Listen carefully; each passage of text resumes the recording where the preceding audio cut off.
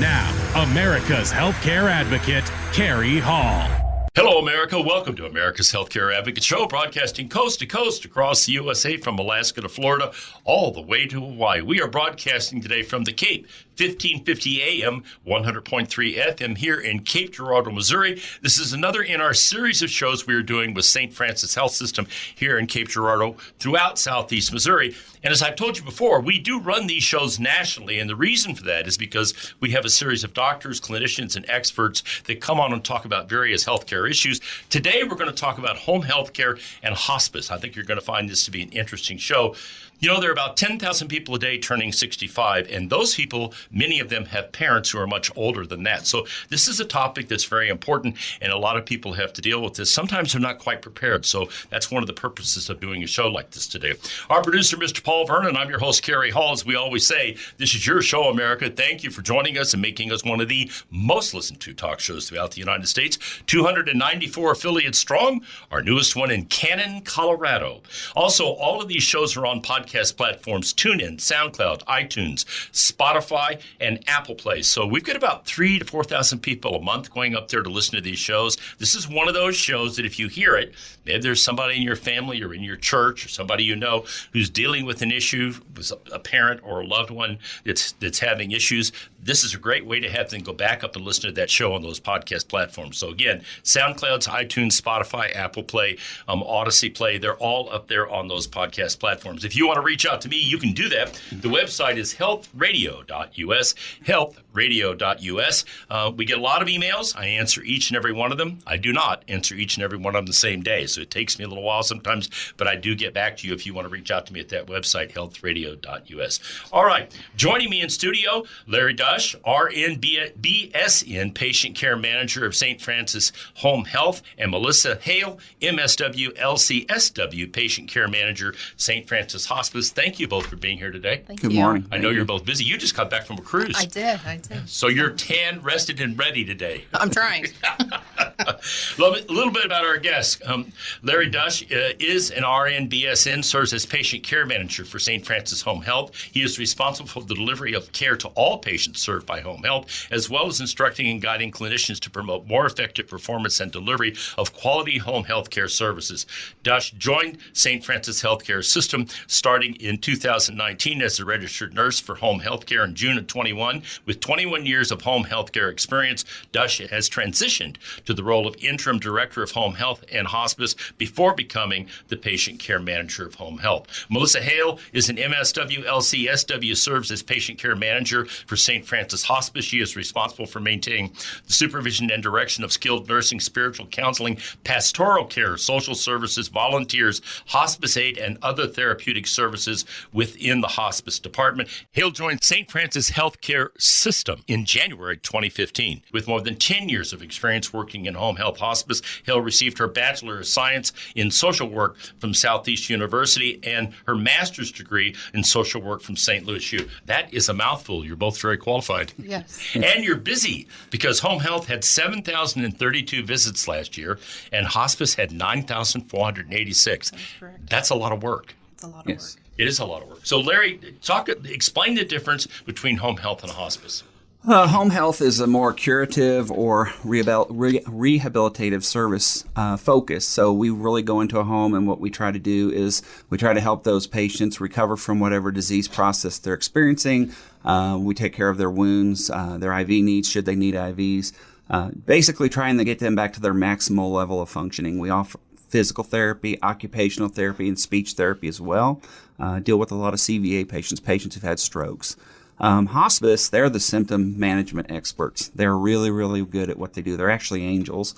I've had family members in hospice. She does have wings. So I'm just going to point that out. I've actually had family members in hospice as well as I've seen some hospice patients, but I'm not a hospice nurse.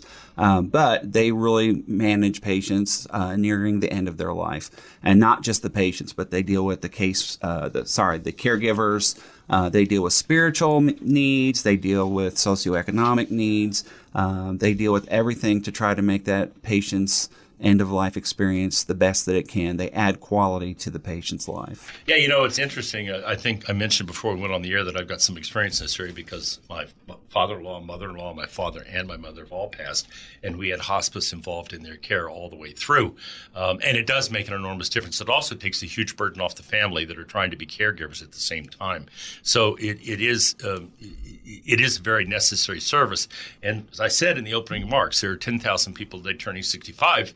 I'm 73. My parents aren't alive now, but they were 8, 9, 10 years ago. And knowing that these services are there and that St. Francis is providing these services, I think is important. So, Melissa, talk a little bit about what patients are qualified for hospice care. What is it? Because a lot of people, I think, have the conception that you absolutely have to be terminal to qualify for hospice care. Is that true? I mean, you have to have a terminal diagnosis, and you're willing not to seek any more life treatment. So that would be like chemotherapy if you're not seeking chemotherapy. Our goal is to give you quality at your home environment. It doesn't have to be cancer. A lot of individuals think with hospice, oh, well, I don't have cancer. It's not true. It's CHF, COPD, AIDS, renal failure, Alzheimer's, strokes, or any life-limiting illnesses that qualify for hospice. That's interesting to me, and strokes as well. So Alzheimer's and strokes, and Alzheimer's is extremely difficult because the burden that comes back on the caregiver at home. So how do you interact whenever you've got somebody that's got Alzheimer's? They are terminal because Alzheimer's is an end-of-life disease oftentimes. How do you handle that and interact with the family in that case? With hospice, a lot of our education is more with the family than it is the patient. So it's, how to provide that quality and understanding that they're not going to eat the way that you and I eat. So allowing them to have, if they only want a few bites, that's okay. It's a lot of education with the family that their disease process is different.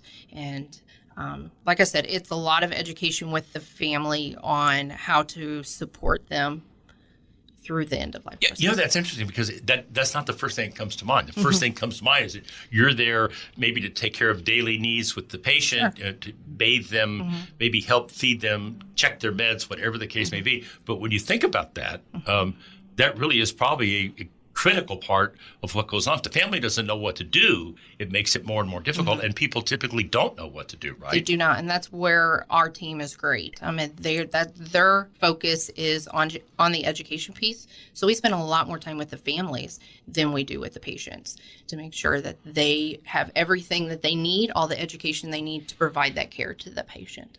Yeah, and evidently you're doing an awful lot of it because I said you had 9,486 visits. How many people in your department? That's a lot of visits throughout this whole area of Southeast Missouri.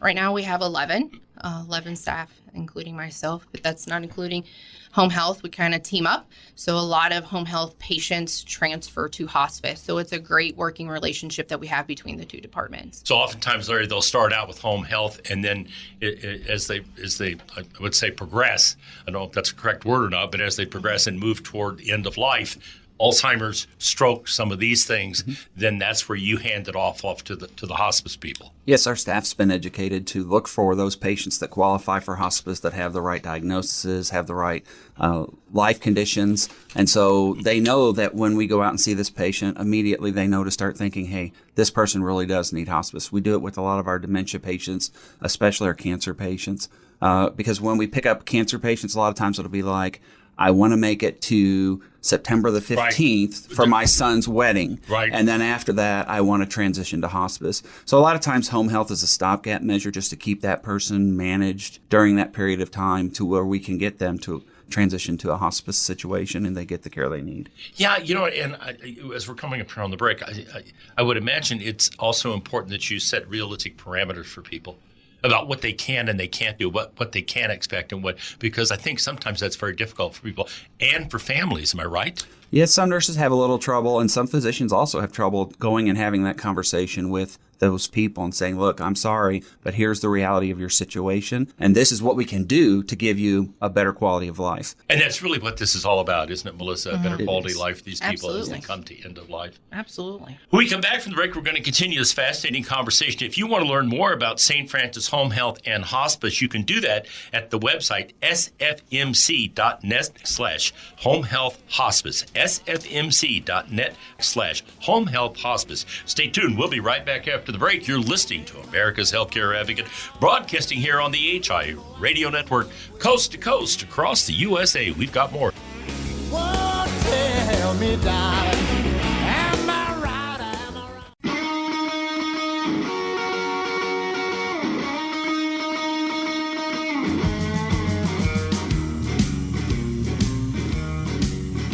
Welcome back. You're listening to America's Healthcare Advocate Show, broadcasting coast to coast across the USA here on the HIE Radio Network. You can find out more about us by going to the website healthradio.us, healthradio.us. My producer, the always perfect Mr. Paul Vernon. I'm your host, Kerry Hall. Thank you for joining us again today. In studio with me today, Lawrence Dush, Patient Care Manager, St. Francis Home Health, and Melissa Hale, Patient Care Manager of St. Francis Hospice. We're happy to have them here. Obviously, the topic of the show is home health and hospice.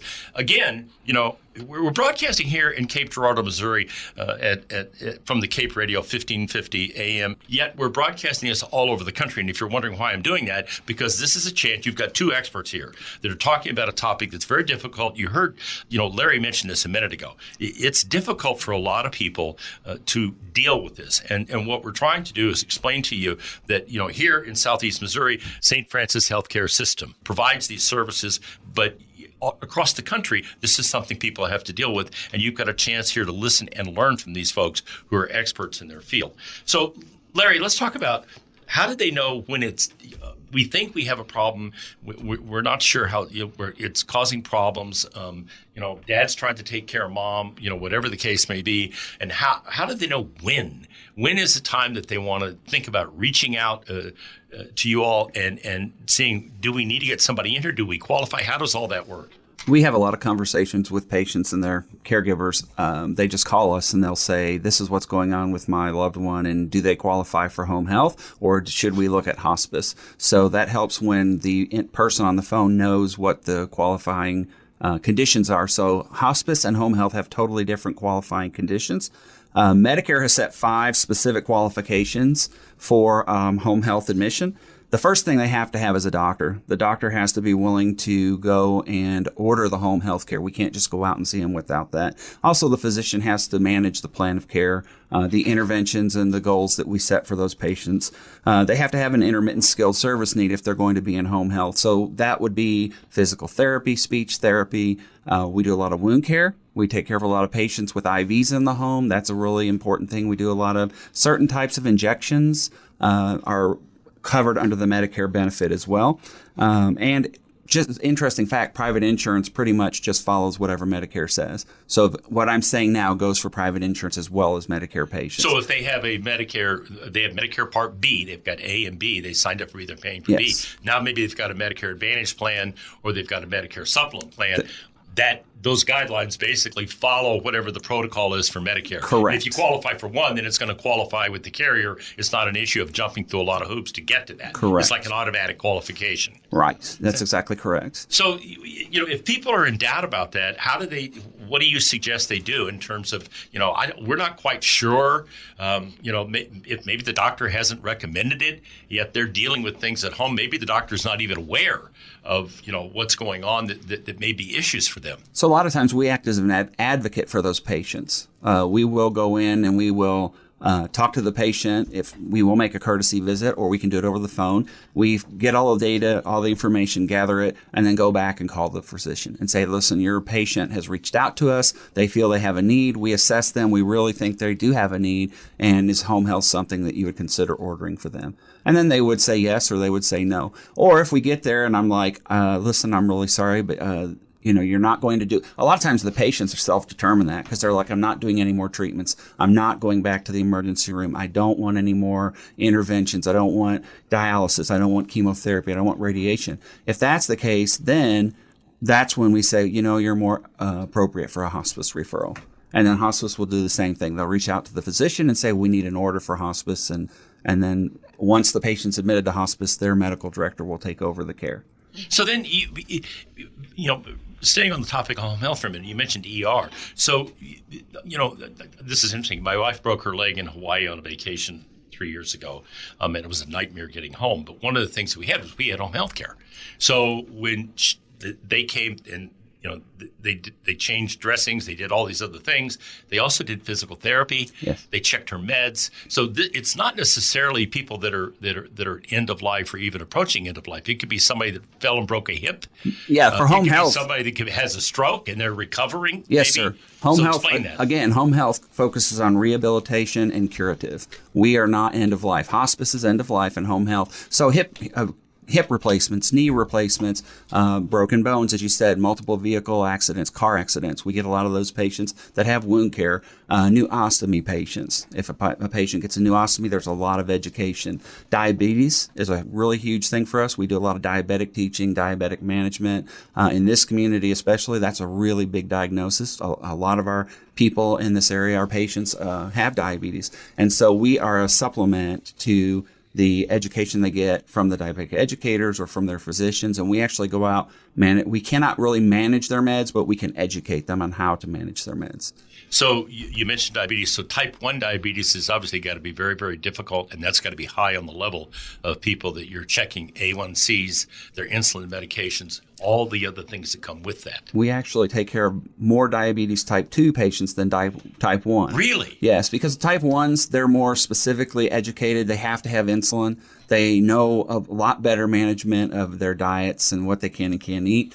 A lot of us diabetic type 2 people. You said us? Us, yes. Okay. Some of us All right. are not the most compliant patients. And so sometimes we'll go to the Mexican restaurant and fudge and eat a whole basket of chips. Or, it's really good to go eat some ice cream because it's really cold outside. And so those are the kinds of patients that we see on a daily basis that really, really need that education. And it really does help that if you're a person who has that condition, you can one-on-one with that person and say, look, I know how hard this is, because I'm there with you and I'm doing this.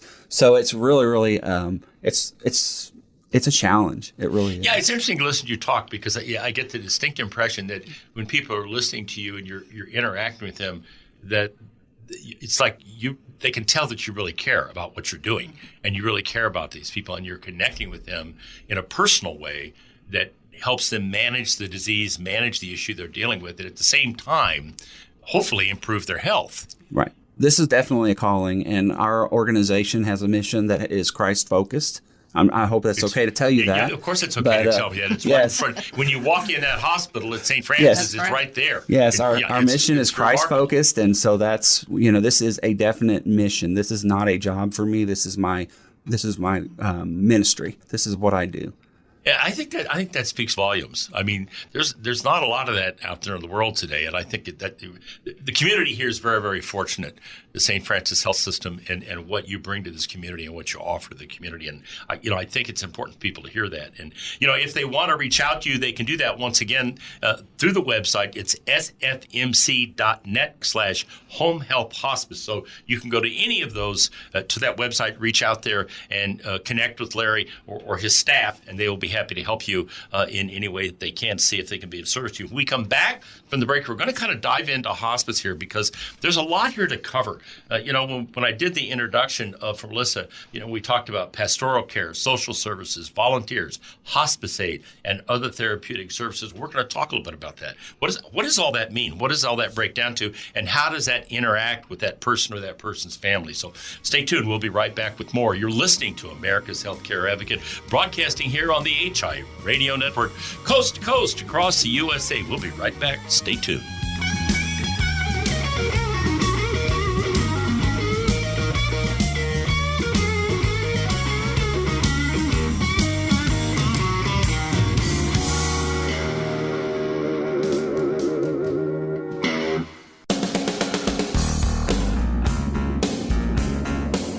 Welcome back. You're listening to America's Healthcare Advocate Show, broadcasting coast to coast across the USA here on the HI Radio Network. You can find out more about us by going to the website healthradio.us, healthradio.us. My producer, Mr. Paul Vernon. I'm your host, Kerry Hall. In studio with me today, Larry Dush, Patient Care Manager, St. Francis Home Health, Melissa Hale, Patient Care Manager of St. Francis Hospice. And again, the purpose of this show is to educate you. You're learning a lot today. It's like drinking out of a fire hose, listening to these guys talk about everything you do and how they do it. It's to educate families and about how to deal with this situation, because it happens to almost everybody, and it's difficult a lot of times for families to deal with that. And that's one of the things that we're trying to do here today, is to educate you. If you want to learn more, if you're here in Southeast Missouri and you want to learn more about St. Francis and how these programs work, go to the website sfmc.net, Home Health Hospice. It's /Home Health Hospice, sfmc.net /Home Health Hospice. All right, Melissa, I said going out of that last break that we were going to dive into hospice care, and I used basically your biography here, your bio that was given to me that talked about all these different things. I know a little bit about hospice, but I certainly didn't think of all of this. Mm-hmm. So you've got counseling, you've got pastoral social services, volunteers, hospice aid, and other therapeutic services. So let's just kind of break some of that down. Sure. So counseling and pastoral care, what does that consist of, and how does all that work? For the pastoral, we want to make sure their spiritual needs. Hospice isn't just medical; it's their spiritual needs. If they come in, and a lot of our patients may not have a faith base, and we want to make sure that piece is also captured. So that's where our chaplains come in and make sure that when that time comes, that they do have peace. That is our goal, and it's not just the medical pain piece, it's the spiritual as well. So you said chaplains, mm-hmm. and obviously this is a Catholic hospital and a Catholic healthcare system. Mm-hmm. So how many other religions do you service with your chaplains? Whatever religion they are. Really? So if they're Episcopalian or they're Methodist or they're Baptist or they're Jewish, whatever it is. Whatever their spiritual need or what they classify as their spiritual, we meet them where they're at. That's really remarkable. That's quite a task. That's a lot. It is a lot on them. I was going to say that's a lot of different religions that you're. It is, and they're very well educated in each. And if they don't know, then they ask. I was going to ask you that. So what happens when they don't know? If they do not know, they verbalize that. Teach me so I can be there for you for those spiritual needs. And I assume that interaction occurs with the family as well. Absolutely. Yeah. Like I said, hospice isn't just about the patient; it's the whole family. So talk a little bit about social services and how that, what does that represent? Is there a social service worker assigned to? Okay, so how does that work? So social workers, their job is to go and assess the home environment. So do they have insurance? Do they need insurance? Do they need to go from home to a nursing home? Do they need respite services? So they do more of the social aspect of the home. And also support to the patient, allowing them, we see a lot of the patients are more open with their social workers where they can't talk about their families about the end of life process or what's going on with them internally. So they do have that one-on-one piece with the social worker. So it gives them ability to talk about what's going on that we normally don't say. That's interesting because it sounds like it's almost like a safe harbor. Absolutely. Because like you said, I don't want to talk to my daughter about this or my son about mm-hmm. this. It's too difficult for them to do that. Mm-hmm. But that social service worker is there. They mm-hmm. can talk to them about that. Absolutely. So this is another interesting thing. If they really do need to go to a nursing home because the husband or the wife is the primary caregiver mm-hmm. in the home, the kids may not live in the same community. People scattered all over this country anymore, mm-hmm. and so that's a difficult conversation to have. And oftentimes children are scared to death to have it because parents are typically the first thing you'll hear out of a parent's mouth oftentimes is, "You're not putting me in a nursing home." Correct. So how do you get over that hurdle? How do they communicate that situation so that they're willing to sit and listen and see this probably is what you really do need to do? Right. On admission, we have those conversations right out of the gate. Okay, if you're not able to provide the care to mom, what is the next step? What is life going to look like if you can't keep her in a home environment? Are we going to look at a nursing home or an assisted living? And so we have those conversations absolutely right out of the gate, and we kind of take the burden off of the family of having that conversation with their loved one. Let us have that hard conversation.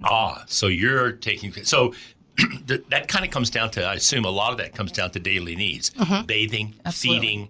Are they ambulatory or are they not ambulatory? Do they need to get to medical appointments? And if there aren't people there to do that, or they can't handle all of that, I mean, that's a difficult process. Absolutely. And it doesn't have to be long-term care. We can do respite. So if the families need a break, we can arrange for short-term stays at the local nursing homes here. In Okay, our so area. that's important. So it doesn't have to be, it could be just you're going in there for a week or 10 days Absolutely. just to get back on track and maybe. Yeah. And a lot of families, they're like, we're going to go on vacation. We need a break. So we make those arrangements and we send them to the nursing home. We follow them and we bring them back home after the loved one has returned. That's remarkable. Yes. So you've got, I see this volunteers. You have people that actually volunteer to help you do this? The volunteers, they go to the home or they bereavement. We have a bereavement program, which is also on here as well. Follow up with families, making sure they're good for that 13 months, if not longer. And 13 months. absolutely. That's a minimum. Yeah. Yeah. And then sometimes longer. So the bereavement piece is kind of interesting, as you become chronologically challenged like I am. Obviously it's something you think about. I've been married 36 years. I mean, when you think about that, how difficult that is when you lose a spouse. How important is that bereavement piece? Because if they don't have that kind of help, things that can happen that aren't good as a result of that, depression, anxiety, use of alcohol. I mean, you go down the list, it's not good. Absolutely. And we have a pretty phenomenal bereavement program. We also have a support group. Second Tuesday of every month, we want families to come. With our bereavement coordinator, families don't want to talk about the death or how, it's hard to talk with my brother about if, our father was to pass away, but it's easier to talk to a bereavement coordinator and tell stories. So it's an uncomfortable conversation to have, or that they are struggling. They don't want to talk to their families that they are struggling, that their wife has passed. So we do mailings, telephone calls, in-person visits, even after the patient has passed. We are very accessible to our families after the death. So I'm assuming that includes the extended family. Oh, absolutely. Okay, so if Anybody who, and even if they were not even affiliated with St. Francis Hospice, anybody in the community is more than welcome to be on our bereavement program. That's fascinating. And so it's not limited to just people that were in the St. Francis program. We're coming on the break in a couple minutes. Just quick, therapeutic services. What are those therapeutic services that you're offering through hospice? St. Francis Hospice does things a little differently. We do not give up hope. If they're wanting to do physical therapy, absolutely, we're going to provide the physical therapy in the home, or speech therapy, or occupational. We want to give them the chance to have that quality of life for how long that is. And our goal is to extend that and make those services available to them. That's interesting. I never would have thought of that. I mean, that's just not something you would typically think of. But I heard a story of a woman who was 96 or 97 years old, and she was doing physical therapy in her home in her wheelchair. And she was continuing to do it because that's what she wanted to do. Yes. So when you think about it, I guess it depends on what that person wants. Correct. But again, if that makes them feel better about where they are and what's left of their life, that's an important piece of that. Yes, and also is education again with the families on maybe how to do a wheelchair transfer. And we need a physical therapist to be able to educate them on that. So to get them from the chair to the bed, Absolutely. If that is their goal is, I'm tired of being in the bed. I want to get up to a wheelchair and go outside. Well, the physical therapist will go out there and show the family the safe way of transferring them and be able to do those goals that they have. They're very basic things, but you wouldn't in everyday life. You don't think about that, but when you're confronted with the situation, and I'm watching you nod your head, Larry, as well. But when you're confronted with that situation, that's pretty important to people. Again, we're back to educating the family, which seems to be a huge piece of this. It's the biggest piece of them all is the education. Very interesting. We come back from the break. We'll continue this conversation, wrap it up. You're listening to America's Healthcare Advocate, broadcasting here on the HI Radio Network. If you want to learn more, the website is sfmc.net/home health hospice, sfmc.net/home health hospice. You can go up there, lots of information, and you can connect with these folks as well. Stay tuned. We'll be right back with more. You're listening to America's Healthcare Advocate, broadcasting here on the HI Radio Network, coast to coast. We'll be right back. Stay tuned. Before our true love will be through. Whoa, tell me, darling, am I right? Am I... Welcome back. You're listening to America's Healthcare Advocate Show, broadcasting coast to coast across the fruited plain here on the HIA Radio Network. You can find out more about us by visiting the website healthradio.us, healthradio.us. Hey, you're listening to this, right? It's pretty interesting. Maybe there's somebody in your church. Maybe there's a neighbor. Maybe there's somebody at work. Maybe there's a friend. Maybe it's a family member. Maybe you're in a distant part of the country, whatever the case may be. Go to the podcast platforms, SoundCloud, TuneIn, iTunes, Spreaker, Apple Play. We're on all of them. You can tell them to listen to the show up there. We abbreviate the show. All the information is there, and it can be extremely helpful to people. It's a lot easier than trying to regurgitate everything you're hearing these experts sit here and talk about. So that's why we suggest you go to that podcast platform. It can be very helpful. In studio with me, Larry Dush. He is here, patient care manager here at St. Francis Home Health. Melissa Hale, patient care manager of St. Francis Hospice. Again, we're talking about home health and hospice. That's a topic that we're delving into today. So let's talk a little bit about this 24/7 nurse availability. You've got it both for home health and hospice, Larry? Correct. That is actually a regulatory compliance issue. We have to address that. Both home health and hospice have a nurse available 24 hours a day, 7 days a week. They can call anytime. And then what we'll do is for home health, on the home health side, we will manage the questions they have. If it's a medication, we'll kind of talk about the medication. If it's a pain issue, we'll talk about that. We determine whether it's an ER trip or not. We really don't want our patients going to ER. One of the goals for home health is to keep people away from the ER.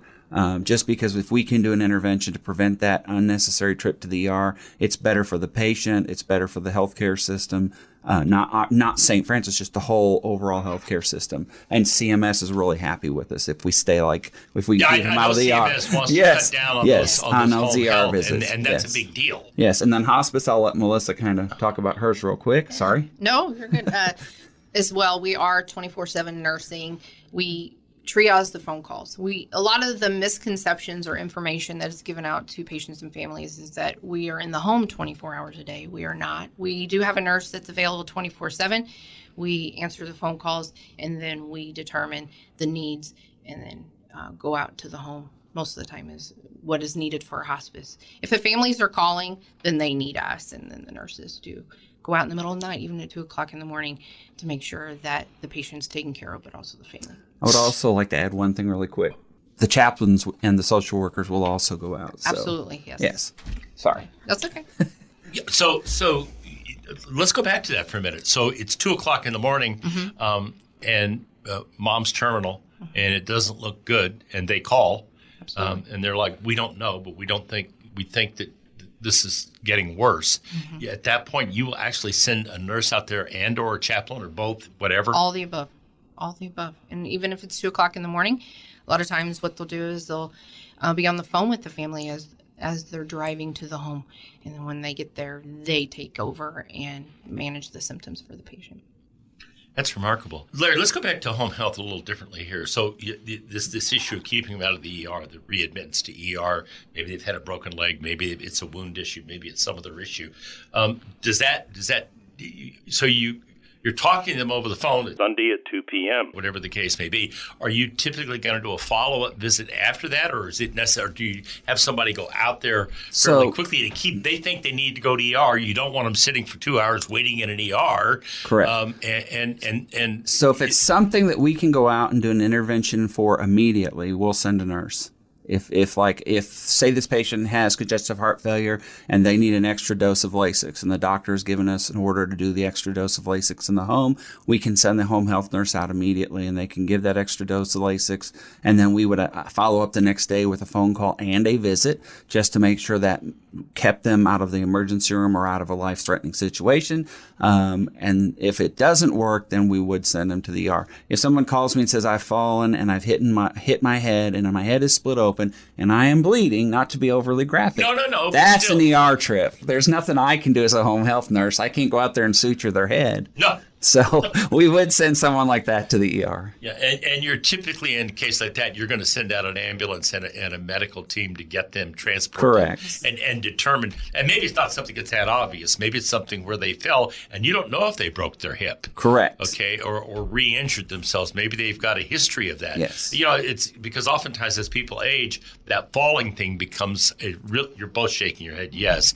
That becomes a really big issue. And if the family can't determine whether or not, then one thing I want to clarify: if you're on home health, it does not mean we don't let you go to the ER. I don't want that to get message to get through this somehow. No, if the person calls me and they say I'm having chest pain, I'm going to the emergency room, we say, okay, we'll make a note in the chart. I'll have a nurse call you in the morning to follow up to make sure you're doing okay. That's how that works. So it's not like you can't go to the ER. Let me send a nurse. I don't want anybody to feel that. But if they don't, but if there's something you can take care of it, they don't have to trek Exactly all the right. way to the ER. Exactly and right. then sit there and wait, for an hour. Especially since COVID. The thing to Right. think about is you get out there and you sit in the ER and you don't know if someone sitting next to you has COVID or not. So a lot of these older patients that we see, they want to stay home and they want us to come and see them. And that's one of the huge benefits of having that home health nurse available. Yeah, it's really interesting you say that because even in the hospice situation,